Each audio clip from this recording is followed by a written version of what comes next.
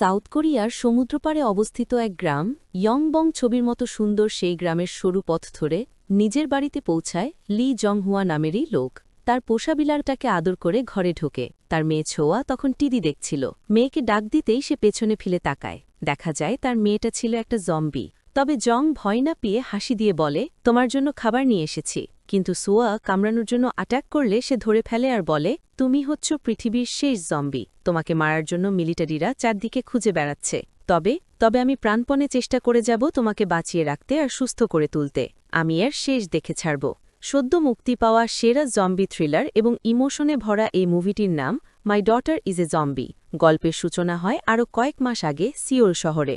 জং চাকরি করে চিড়িয়াখানায়। সে একজন অ্যানিম্যাল ট্রেনার, যার কাজ হচ্ছে হিংস্র পশুদের ট্রেনিং দিয়ে বশ করা। সে এতটাই এক্সপার্ট ছিল যে এই বাঘকে ড্যান্স শিখিয়ে দিয়েছে আর এসব ব্লগ ভিডিও করে ইউটিউবে আপলোড করত। ওইদিকে তার একমাত্র মেয়ে সোয়া সারাদিন নাচের প্র্যাকটিস করে। তার স্বপ্ন কেপ আইডল বোয়ার মতো জনপ্রিয় স্টেজ পারফর্মার হবে। জং এসে বলে, তোমার উচিত আমার থেকে শেখা। ইয়ং বয়সে আমি খুব ভালো স্টেজ পারফর্মার ছিলাম। সোয়া বলে, এত বাজে ড্যান্স শেখার ইচ্ছে নেই। দরজায় দেখো, ভেতরে প্রবেশ নিষেধ পোস্টার লাগানো আছে। এই বলে তাকে বের করে দিয়ে আবারও প্র্যাকটিস শুরু করে। জং বলে, খাবার রান্না করে কল করব, খেতে চলে এসো। এরপর দেখে তার বিড়ালটা আরাম করে বসে টিভি দেখছে। নিউজে বলা হচ্ছে হঠাৎ করে শহরে ছড়িয়ে পড়েছে জম্বি ভাইরাস। মহামারী রোগটা দ্রুত ছড়িয়ে পড়ছে চারদিকে। সেদিন ছিল জন্মদিন। তার দাদিমা ভিডিও কলে উইশ করে। জং তার মা কিমকে বলে, অনেক বয়স হয়েছে, এবার ড্রিঙ্কস করা কমিয়ে দাও। কিম বলে, এখন একদম ছেড়ে দিয়েছি। তবে দেখা যায় পাশেই তার বন্ধুরা ড্রিঙ্কস করে আর তাকে জলদি আসতে বলে। জং ফোন কেটে দিয়ে বলে, উনি কখনোই ভালো হবে না। এরপর সোয়া তার জন্মদিনের উপহার চায়।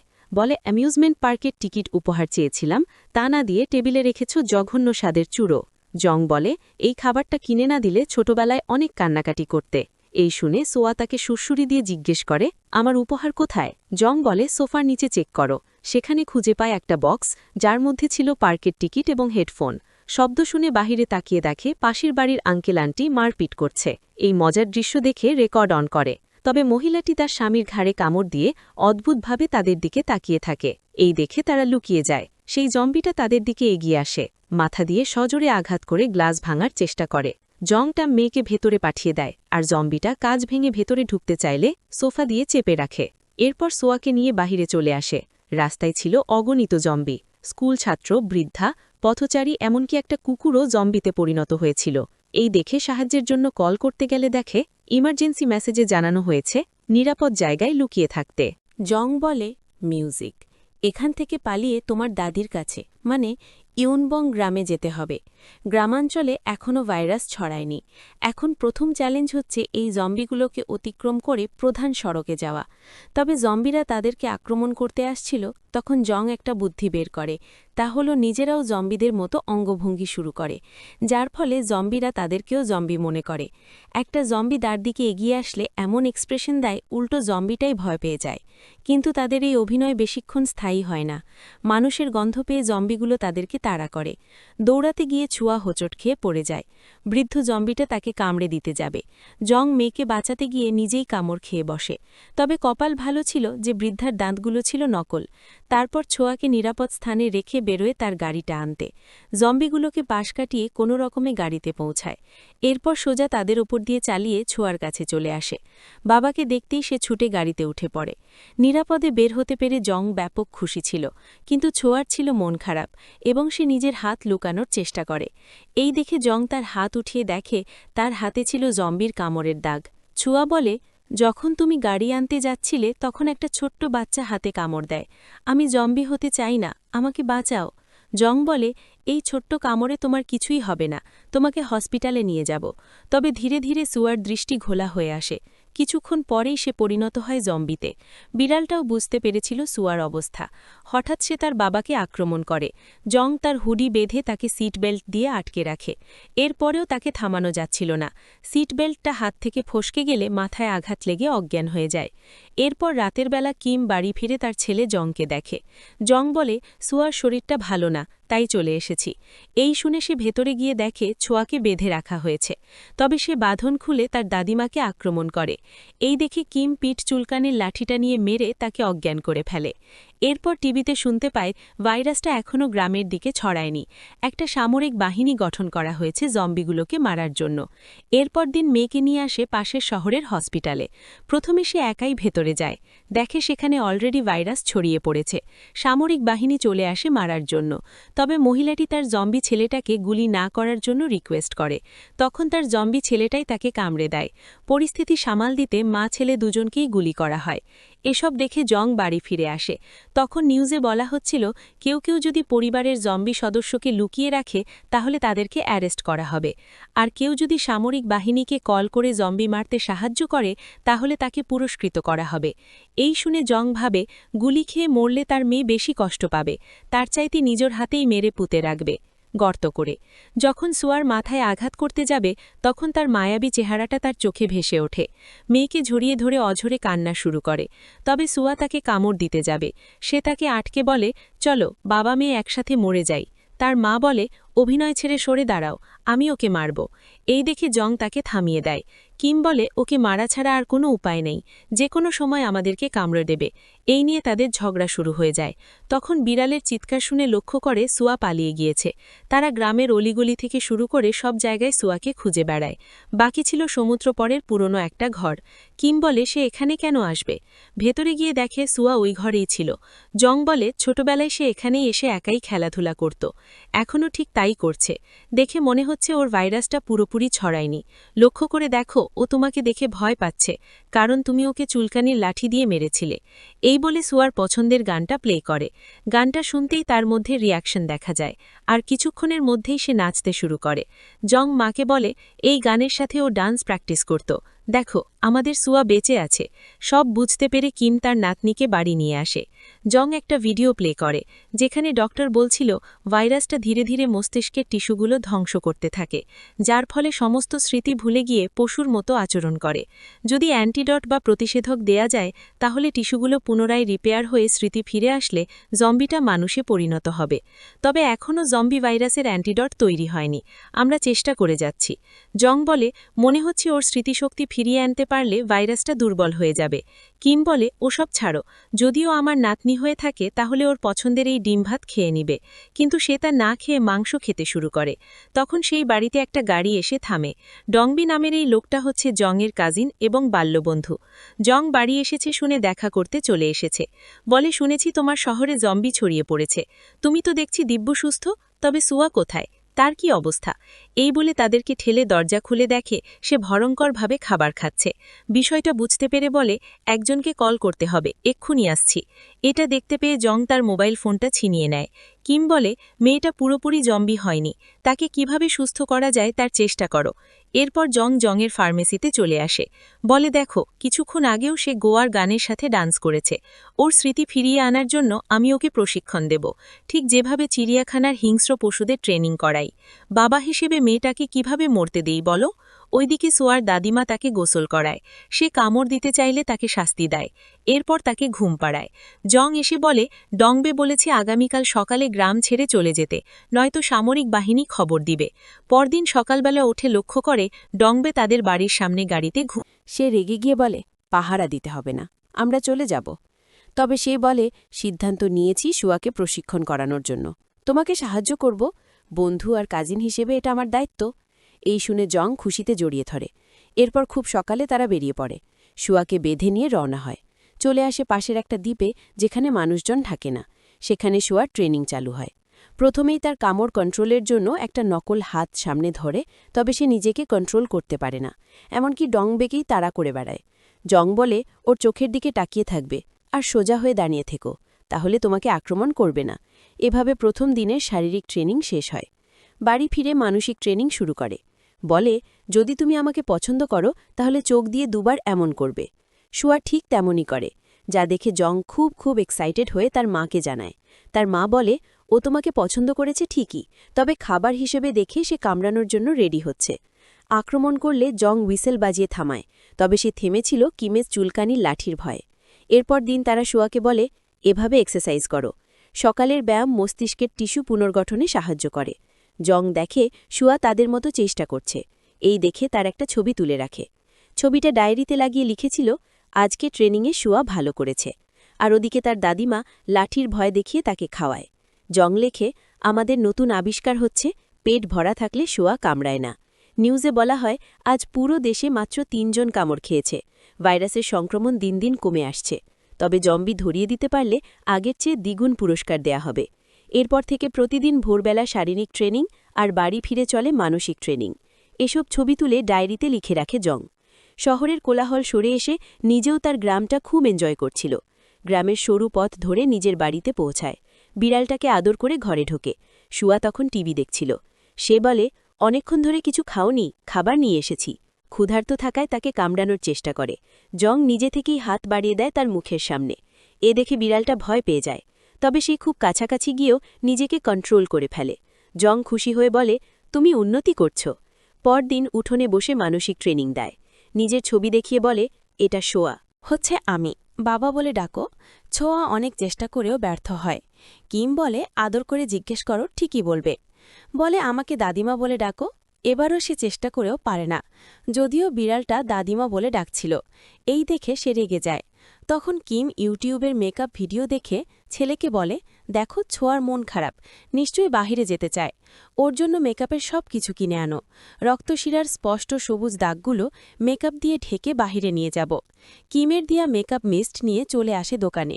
বাহিরে ছোঁয়ার বয়সী মেয়েদের স্কুল ড্রেসে দেখে ইমোশনাল হয়ে পড়ে। মেয়েগুলো ছুটে যায় তাদের টিচার ইউনের কাছে। তাকে দেখতেই জং লুকিয়ে পড়ে। বিষয়টা বুঝতে পেরে সে ভেতরে এসে দেখে জং লুকিয়ে আছে। এরপর ইউন তাকে এগিয়ে দেওয়ার জন্য গাড়িতে ওঠায়। তারা দুজন ছিল খুব ভালো বন্ধু। প্রায় ১৫ বছর পর তাদের দেখা হয়েছে। ইউন জানত না জং বিয়ে করেছে, এমনকি তার একটা মেয়েও আছে। সে সুয়া দেখা করতে চাইলে জং গাড়ি থেকে নেমে যায়, কারণ তার ভয় ছিল একটাই, তার মেয়ের ভাইরাসের কথা যেন কেউ জানতে না পারে। এরপর ইউনের সাথে দেখা হওয়ার ঘটনা ডংবেকে জানায়। ডংবে বলে, চিনতে পেরেছি, সে ছিল তোমার প্রথম প্রেম। তখন ইউন সেখানে হাজির হয়, বলে, ডংবের থেকে সব কিছু শুনেছি। তোমার স্ত্রীর সাথে ডিভোর্স হয়েছে এবং মেয়েটা মস্তিষ্কের রোগে আক্রান্ত। এইসব কারণে আমাকে বাড়ি না নিয়ে মাঝপথে নেমে গিয়েছিলে। তবে সুয়াকে স্কুলে পাঠাতে পারো, আমি ওর টেক কেয়ার করব। জং জানিয়ে দেয় সুয়া এখনও স্কুলে যাওয়ার জন্য প্রস্তুত নয়। তখন নিউজে বলা হয় জম্বি ভাইরাসটা এখন আর ছড়ায় না, অনেকটাই শিথিল হয়ে গিয়েছে। ইউন বলে, আমি জম্বি ঘৃণা করি। যার সাথে আমার বিয়ে ঠিক হয়েছিল তাকে নিজ হাতে খুন করেছি, কারণ সে জম্বিতে পরিণত হয়েছিল। এই হাত দিয়ে অগণিত জম্বি মেরেছি। এসব শুনে তারা কি বলবে বুঝতে পারছিল না। এরপর বাড়ি ফিরে এসে ইউনের সোশ্যাল মিডিয়া অ্যাকাউন্ট চেক করে। তলোয়ার হাতে ছবি দেখে ভয় পেয়ে যায়। প্রচুর জম্বি মারার কারণে তাকে পুরস্কার দেয়া হয়েছিল। এই দেখে তার অবস্থা খারাপ হয়ে যায়, কারণ সে তার মেয়েকে দেখতে পেলে হয়তো মেরেই ফেলবে। তখন লক্ষ্য করে দেখে সুয়া টিভিতে অ্যামিউজমেন্ট পার্কের বিজ্ঞাপন দেখছিল, যেখানে কসপ্লে ফেস্টিভ্যাল অনুষ্ঠিত হবে। তখন কিম এসে বলে, আজকে নাকি তোমার প্রথম প্রেমের সাথে দেখা হয়েছিল, যাকে ছোটবেলায় বাড়িতে নিয়ে আসতে রাইস কেক খাওয়ানোর জন্য, আর বলতে বড় হয়ে ওকে বিয়ে করবে। এই শুনে জং লজ্জা পেয়ে যায়। বলে, শীত চলে এসেছে, সুয়ার সোয়েটার আনতে বাড়ি যেতে হবে। তাই পরদিন সিউলের উদ্দেশ্যে রওনা হয়।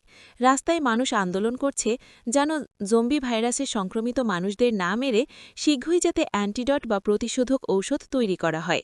এরপর সোয়েটার নেয়ার জন্য বাড়ি আসে। কল্পনায় তার সুস্থ মেয়েটা এসে বলে, আমি তোমাকে কত কষ্ট দিচ্ছি, তবে যুদ্ধ চালিয়ে যাচ্ছি। স্বাভাবিক হওয়ার খুব ইচ্ছে ছিল, কসপ্লে ফেস্টিভ্যালে অংশগ্রহণ করার, স্কুলের ড্যান্স কম্পিটিশনে নিজেকে প্রমাণ করার। স্বপ্ন স্বপ্নই থেকে গেল। জং বলে, আমি মোটেও কষ্ট করছি না, এসব আমার দায়িত্ব। শেষ দিন পর্যন্ত অপেক্ষা করে যাব, কথা দাও সুস্থ হয়ে ফিরে আসবে। তখন সুয়া অদৃশ্য হয়ে যায়। সে সুয়ার সিক্রেট বাক্স খুলে অনেকগুলো ছবি খুঁজে পায়, যেখানে সে বন্ধুদের সাথে পার্কে ঘুরতে গিয়েছিল। জং সোজা চলে আসে ডংবের কাছে, বলে, টিভিতে পার্কের অ্যাড দেখে সুয়ার চোখ জলজল করে ওঠে। ডং বলে, এত মানুষের ভিড়ে তাকে নেয়া ঠিক হবে না, কাউকে কামড়ে দিলে আমাদের সব পরিশ্রম বৃথা হয়ে যাবে। এরপরেও প্রচুর রিকোয়েস্ট করে তাকে রাজি করে ফেলে। তবে বাড়ি ফিরে দেখে ইউন অনেক আগেই এসেছিল। এমনকি জংয়ের ডায়েরি থেকে সুয়ার ভাইরাসের বিষয়ে সব জানতে পেরেছে। বলে জং নিজের মেয়েকে লুকিয়ে রেখে আইন ভঙ্গ করেছে। একটা জম্বিকে এত ভালোবাসা ঠিক নয়। এই বলে সামরিক বাহিনীকে কল করতে গেলে সে ফোনটা ছিনিয়ে নেয়। বলে তাদের আসল সত্যটা তোমাকে জানতে হবে। সম্পর্কে জং হচ্ছে সুয়ার মামা, অর্থাৎ সুয়া হলো আমার মেয়ের সন্তান। আমার মেয়ের হাজবেন্ড ছিল খুবই বাজে একটা লোক। সে তার জমানো টাকাগুলো নিতে চাইত, তাকে মারধর করত, সুয়ার খোঁজ খবর নিত না। সুয়াকে আগলে রাখত জং, কারণ আমার মেয়েটা অফিসের কাজে সারাদিন বাহিরে থাকত। এরপর জংয়ের এক জন্মদিনে ডংবে ফোন করে জানায় সব বন্ধুবান্ধব এমনকি জংয়ের ছোটবেলার ক্রাশ ইউনও চলে এসেছে, সে যেন জলদি চলে আসে। সেদিনও সুয়ার মা বাহিরে ছিল, তাই জং বাধ্য হয় সুয়াকে একা রেখে পার্টিতে যেতে। সেখানে নিজের ড্যান্স স্কিল দেখিয়ে ইউনকে ইমপ্রেস করে। এরপর মোমবাতি নিভিয়ে সোজা বাড়ির দিকে রওনা হয়। তার বোন কল করে অনেক কথা শোনায় বাচ্চাকে একা রেখে আসার কারণে, আর বলে আমাকে কথা দাও কখনো সুয়াকে একা রেখে যাবে না। ঠিক তখনই জংয়ের বোন অ্যাক্সিডেন্টে মারা যায়। এরপর থেকে জং কখনোই সুয়াকে ছেড়ে যায়নি, বাবার মতো আগলে রেখেছে। তবে সুয়ার আপন বাবা কখনোই তার খোঁজ খবর নিতে আসেনি, তাই জং নিজের পরিচয়ে নিজের মেয়ে হিসেবে সুয়াকে বড় করেছে। এর কিছুক্ষণ পর জংরা বাড়ি ফিরে আসে। ইউন সুয়াকে মারার জন্য এগিয়ে গেলে সুয়া তাকে আক্রমণ করতে যাবে, তখন জং তাকে বুঝিয়ে শান্ত থাকতে বলে। ইউনের বিশ্বাস হয় না যে একটা জম্বি কিভাবে কথা শুনে শান্ত হতে পারে। ইউন বলে সুয়াকে স্কুলে যেতে হবে, যদি সেখানে শান্ত থাকতে পারে তাহলে আমি তোমাদের পক্ষে থাকব, নয়তো ওকে পুলিশের হাতে তুলে দেব। উপায় না থাকায় জং এই শর্তে রাজি হয়। পরদিন সকালবেলা তার দাদিমা ভালোভাবে মেকআপ করে দেয়। সে কামড় দিতে চাইলে জং বোঝায় স্কুলে গিয়ে এমন আচরণ করা যাবে না। এরপর ইউন তাকে ক্লাসে নিয়ে এসে বলে সুয়া মানসিকভাবে কিছুটা দুর্বল, ঠিকভাবে কথা বলতে পারে না, ওর সাথে ভালো আচরণ করবে। তাকে বসতে বলে ইউন যায় জংয়ের সাথে কথা বলতে। সে খাবার নিয়ে এসেছিল, বলে ক্ষুধার্ত থাকলে ও কিছুটা রেগে যায়। এদিকে তার নতুন ক্লাসমেটরা কথা বলতে গেলে সে কিছুই বলতে পারে না, চুপ হয়ে নিচে তাকিয়ে থাকে। তারা চুল সরিয়ে চেহারা দেখতে চায়, কিন্তু ভয়ে চিৎকার করে ওঠে, কারণ তার চোখের কালো লেন্সগুলো সরে গিয়েছিল। জং এসে লেন্সগুলো ঠিক করে দেয়। এরপর স্পোর্টস টাইমে সে বেঞ্চে বসেছিল, বলটা তার কাছে চলে বেলে তুলে নিয়ে তাদের এগিয়ে দেয়। তারা টিচারকে রিকোয়েস্ট করে সুয়া যেন তাদের সাথে খেলে, তবে মেয়েগুলো ইচ্ছেকৃতভাবে তাকে ধাক্কা দিয়ে ফেলে দেয়। ইউন তাকে উঠাতে গিয়ে দেখে সে রাগে গর্জন করছে, তাই সে তার টিমে জয়েন হয়। তাকে বল পাস দিলে সে ধরতে পারে না, বলটা মাথায় লেগে অজ্ঞান হয়ে যায়। এই দেখে জং আড়াল থেকে বেরিয়ে এসে তাকে নিয়ে যায় ডংবের ফার্মেসিতে। কিছুক্ষণের মধ্যেই তার জ্ঞান ফিরে আসে। ইউন আসে সরি বলতে, তার জন্য এনেছিল মাত্র একটা আপেল। জং রেগে বলে তুমি মজা করছো, মাত্র একটা আপেল কিভাবে আনলে? ইউন বলে আপেলটা দিয়েছে ওর নতুন বন্ধুরা। দেখা যায় তারা বাহিরে দাঁড়িয়েছিল। তাদের দেখে সুয়া হাত মেরে হ্যালো বলে, এই দেখে তারা সবাই বেশ অবাক হয়ে যায়। রাতের বেলা জং ইমোশনাল হয়ে ইউনকে জানায় সুয়াকে সুস্থ করতে সে সর্বোচ্চ চেষ্টা করবে। এই দুঃসময়ে ইউন যেন তার পাশে থাকে। ওইদিকে বাড়িতে কিম তার নাতনিকে কার্ড খেলা শেখাচ্ছিল। দুষ্টুমি করে একটা কার্ড তার কপালে লাগিয়ে দিয়ে হাসতে থাকে। এই দেখে সুয়াও হেসে ওঠে। তখন কেউ একজন গেটে নক করে। দরজা খুলতেই দেখে তার সামনে দাঁড়িয়ে আছে তার মেয়ের জামাই, অর্থাৎ সুয়ার আসল বাবা। সে একটা ভিডিও দেখায়। ভিডিওটা ছিল কয়েকদিন আগে সুয়া যখন জংয়ের সাথে পার্কে গিয়েছিল, তখন এক মহিলা রেকর্ড করে ইউটিউবে আপলোড করেছে। বলেছে এই মেয়েটা জম্বি, ওকে ধরতে পারলে সরকার অনেক টাকা পুরস্কার দিবে। সেই টাকার লোভে লোকটা চলে এসেছে সুয়াকে সরকারের হাতে তুলে দিতে। এই শুনে কিম তাকে বাধা দিলে সে জোরপূর্বক ঘরে ঢুকে সুয়াকে নিয়ে যায়। এই ঘটনা কিম জংকে জানালে সে জঙ্গলের মধ্যে দিয়ে দৌড়ে রাস্তায় এসে পড়ে। তার সামনে চলে আসে সেই গাড়িটা। জং গাড়ি থেকে সুয়াকে নামায় আর বলে ও আমার মেয়ে, ওকে কোথাও নিতে পারবে না। এরপর তাদের মারপিট শুরু হয়। লোকটা বলে ওর ভিডিও ভাইরাল হয়ে গিয়েছে, ওকে চাইলেও আর বাঁচাতে পারবে না, তার চেয়ে ওকে সরকারের হাতে দিয়ে টাকাটা আমি তুমি ভাগ করে নিই। এই শুনে জং তাকে আবারও মারতে শুরু করে। এক পর্যায়ে সেই লোকটা উল্টো তাকে মেরে অবস্থা খারাপ করে দেয়। এই দেখে সুয়া রেগে গিয়ে লোকটাকে কামড়ে দেয়। জং এসে তাকে শান্ত করে। তারপর লোকটা জম্বি হয়ে আক্রমণ করলে তাকে লাঠির আঘাতে মেরে ফেলে। এরপর বাড়ি ফিরে এসে মাকে বলে আগামীকাল সকালে সুয়াকে নিয়ে অন্য কোথাও চলে যাব। এই শুনে তার মাও যেতে চায় তাদের সাথে। পরদিন সকালে তার মাকে বলে এই চিঠিটা ইউনকে দিয়ে এসো, আর বাজার থেকে সুয়ার পছন্দের চুরুস নিয়ে এসো, তারপর আমরা বেরোবো। চিঠি দিতে চলে আসি ইউনের বাড়ির কাছে। রাস্তায় তাদের দেখা হয়ে যায় তার সাথে। সাথে বাজারের দিকে রওনা হয় চুলুস কেনার জন্য। তখন দেখে সামরিক বাহিনী তার বাড়ির দিকে যাচ্ছে। এই দেখে গাড়ি ঘোরাতে বলে আর চিঠিটা খুলে পড়তে শুরু করে। জং লিখেছিল, মা তোমাকে ছাড়াই চলে যেতে হচ্ছে। এই দৌড়ঝাঁপের মধ্যে তোমার আশাই ভালো। আমি চেষ্টা করে যাব সুয়াকে আগলে রাখার। এরপর সামরিক বাহিনী কিমের বাড়ি ঘেরাও দিয়ে জম্বি খোঁজে। কোথাও না পেয়ে কিমকে বলে, জম্বি খুঁজতে সাহায্য না করলে জংকেও মেরে ফেলা হবে। আর এদিকে জং এবং সুয়া সমুদ্র পাড়ে চলে আসে। বোট রেডি করছিল সুয়াকে নিয়ে পালিয়ে যাবে। তখন জলপথে আসে পুলিশের স্পিড বোট আর রাস্তা দিয়ে চলে আসে সামরিক বাহিনী। সে দরজা বন্ধ করে বলে কিছুতেই সুয়াকে নিয়ে যেতে দিবে না। তখন তারা দরজা ভাঙতে শুরু করে।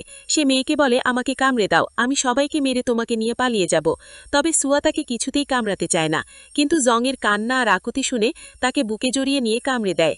আর এদিকে তারা দরজা ভেঙে ফেলে। ততক্ষণে জংয়ের মধ্যে জম্বির লক্ষণ শুরু হয়ে যায়। সে সুয়ার সামনে দাঁড়িয়ে তাদের গুলি বুক পেতে নেয়। তার এই অবস্থা দেখে সুয়া কান্না করে বাবা বলে ডাকে, তাই তাকে আর গুলি করা হয় না। জং তার থেকে চির বিদায় নিয়ে চোখ বন্ধ করে ফেলে। আর সুয়া অঝরে কান্না করে যায়। তার কয়েক মাস পর দেখা যায় সুয়া এখন সম্পূর্ণ সুস্থ। সে সবাইকে চিনতে পারে। জিজ্ঞেস করে বাবা কোথায়। কিম তাকে নিয়ে আসে পাশের কেবিনে। আমরা বুঝতে পারি সেদিন গুলি খাওয়ার পর সে মৃত্যুবরণ করেনি, বরং কোমায় চলে গিয়েছে। বেঁচে থাকলেও পড়ে আছে অজ্ঞানের মতো। এরপর ডক্টর তাদেরকে জানায় জংয়ের শরীরে অ্যান্টিবডি তৈরি হয়েছে। তার রক্ত ব্যবহার করে সুয়া সহ আরও কয়েকজনের ভাইরাস মুক্ত করা হয়েছে। সুয়া জম্বি থাকা অবস্থায় তার বাবাকে ছোটখাটো কামড় দিত, যা পরবর্তীতে আবার সেরে যেত। এভাবেই জংয়ের শরীর জম্বি ভাইরাস প্রতিরোধের অ্যান্টিবডি তৈরি করেছে। এরপর সুয়ার দাদিমা তাকে জংয়ের ডায়েরিটা দেয়, যেখানে জং সুয়ার জম্বি লাইফের স্মৃতিগুলো যত্ন করে রেখেছিল। যেহেতু সেই দিনগুলো সুয়ার মনে নেই, তাই এক এক করে সব পৃষ্ঠা উল্টে দেখে তার বাবার নিরলস পরিশ্রমের দিনগুলো। তার একটু উন্নতি দেখলে কিভাবে খুশিতে পাগল হয়ে যেত। আর শেষে লিখেছিল, একদিন সুয়া সুস্থ হয়ে উঠবে, এবার আমি আর তাকে জ্বালাতন করব না, আমি সেরা বাবা হয়ে থাকব। পুরো ডায়েরিটা পড়ে সুয়া কিছুতেই নিজেকে সামলাতে পারে না। এরপর শীত শেষ হয়ে বসন্তের আগমন ঘটে। সুয়া সিদ্ধান্ত নিয়েছে দাদির সাথে গ্রামেই থাকবে। আর এখনও জংয়ের জ্ঞান ফেরেনি।